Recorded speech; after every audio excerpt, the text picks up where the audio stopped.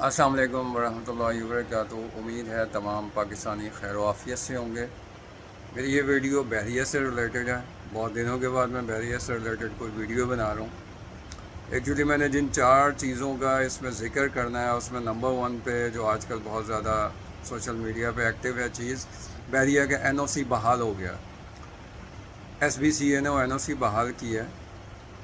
اچھا، اس میں 2 چیزیں ہیں کہ مارکیٹ پہ کیا امپیکٹ آئے گا اس کو۔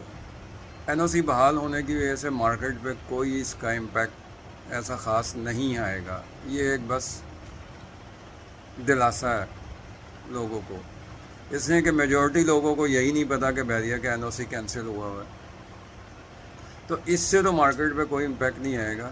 ہاں، ایک چیز سے امپیکٹ آئے گا، اس میں جو بحریہ کو تشہیر کے لیے، جو ایڈورٹیزمنٹ کے لیے، اشتہارات کے لیے جو بحریہ کو پرمیشن ملی ہے، اس سے ضرور فرق پڑے گا کہ بحریہ جو ہے اوورسیز اور پورے پاکستان میں میڈیا چینلز کے تھرو جو ہے مارکیٹنگ کرے گا، اس سے ضرور امپیکٹ آئے گا، ایک پازیٹیو امپیکٹ آئے گا، اس لیے کہ چیزیں بہت سستی مل رہی ہیں اس وقت۔ پلاٹ بحریہ میں کوڑیوں کے بھاؤ مل رہے ہیں، ولاز میں اور اپارٹمنٹس میں پرائسز ڈاؤن نہیں ہوئی ہیں، اور لوگ بھی بہت تیزی سے موو ہو رہے ہیں۔ میں بتاؤں گا آپ کو کس ٹائپ کے لوگ وہاں پہ موو ہو رہے ہیں۔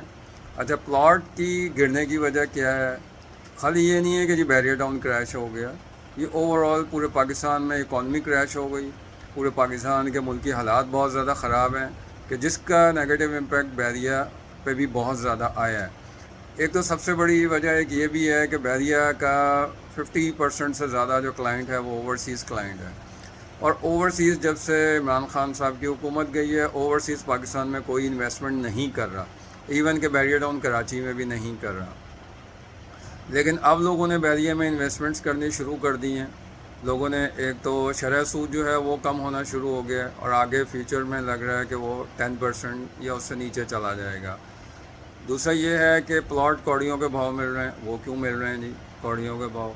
اس کی کیا وجہ ہے؟ اس کی وجہ یہ ہے کہ بحریہ ٹاؤن کراچی ایک تو دنیا کی خوبصورت ترین سوسائٹی ہے، بحریہ دنیا کے بڑے بلڈرز میں سے آتا ہے بحریہ ٹاؤن جو ہے، اور فیسلٹیز وہاں پہ ہر طرح کی ہیں۔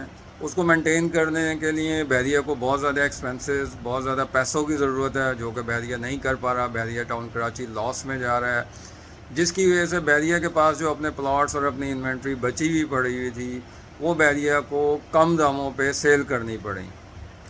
اچھا، کم داموں پہ اس لیے کہ بحریہ اس کی مارکیٹنگ نہیں کر سکتا تھا، ایڈورٹیزمنٹ نہیں کر سکتا تھا، تو اس لیے بحریہ کو ڈیلرز کے تھرو وہ کم پیسوں پہ چیزیں، جب وہ چیزیں کم پیسوں پہ بکنا شروع ہوئیں تو مارکیٹ کا ریٹ وہاں آ کے سٹینڈ کر گیا۔ مارکیٹ کا ریٹ، اس سے کیا ہوا کہ پلاٹ کی مارکیٹ آلموسٹ کسی حد تک کریش ہو گئی۔ اس میں بحریہ کا بھی فالٹ نہیں ہے، بحریہ کو پیسے چاہیے، اور یہ آپ سب کو پتہ ہے کہ بحریہ کے پیچھے ایک مافیا لگا ہوا ہے جس نے بحریہ کے اکاؤنٹ سیز کر دیے ہیں، جو کہ ملک صاحب کو وعدہ معاف گواہ بنانا چاہتا ہے 190 ملین پاؤنڈ میں، لیکن وہ پراپر بزنس مین ہے، انہوں نے اس چیز کو کرنے سے منع کر دیا، تو ان کے خلاف ملک صاحب، علی ریاض ملک صاحب اور ان کی فیملی سفر کر رہی ہے، جس کی وجہ سے بحریہ کے ڈیلر بھی سفر کر رہے ہیں، بحریہ بھی سفر کر رہا ہے، اور جو لاکھوں لوگ بحریہ سے وابستہ ہیں وہ بھی سفر کر رہے ہیں۔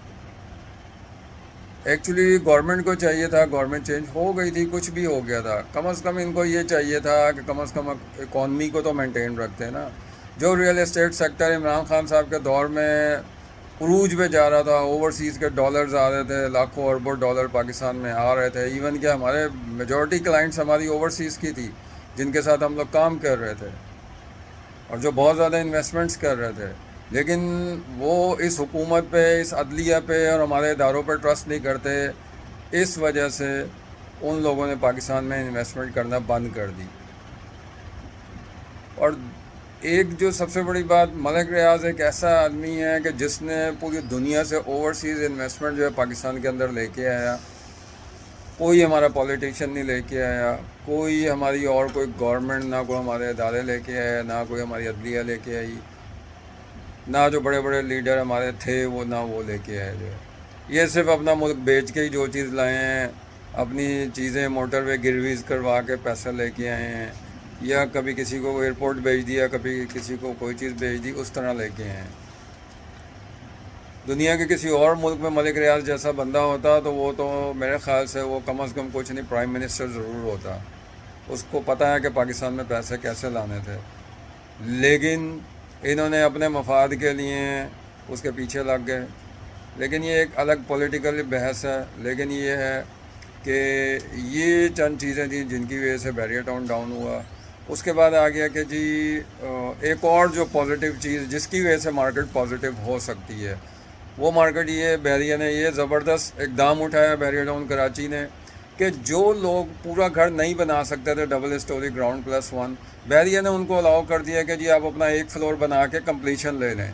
اب کسی کے پاس گراؤنڈ پلس ون میجورٹی کے پاس پیسے نہیں ہوتے تھے 2 فلور بنانے کے، تو اب ان کے پاس اگر آدھے پیسے ہیں تو وہ اپنا ایک فلور بنا کے اور اپنے گھر کی کمپلیشن لے کے شفٹ ہو سکتے ہیں.